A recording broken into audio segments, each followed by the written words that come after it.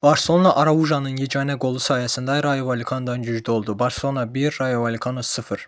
Nottingham Forest isə Tottenham daşı üstündə daş qoymadı. Tottenham 0, Nottingham Forest 3. Ümid eləyirəm ki, Tottenham artıq bu mövsüm Championship-ə gedər və bir daha İngiltərə Premyer Liqasına qalxmaz. Həqiqətən bu komanda mənim əsəb sistemimi pozur. Artıq Championship-ə getməkdən onları cəmi bir xal ayırır. Bu həm də Nottingham Forest üçün çempionluqda qalmaq üçün çox vacib olan bir 3 xalı idi. Arsenal yenə titulsuz qaldı. Bu artıq çox gülməlidir. Ay bu il Arsenal titul qazanacaq, ay gələn il qazanacaq, qazanıb qutara bilmir. Bu səfər Arsenal finalda Manchester City-yə 0-2 hesabı ilə məğlub oldu. Nico Arali dubl elədi.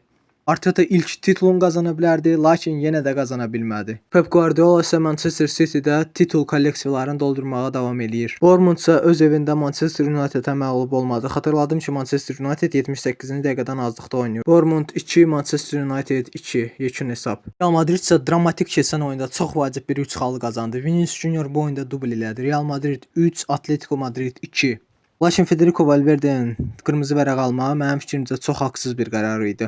Siz bir dənə Valverde'nin topu ram eləməyinə baxın, bu möhtəşəm deyilmi?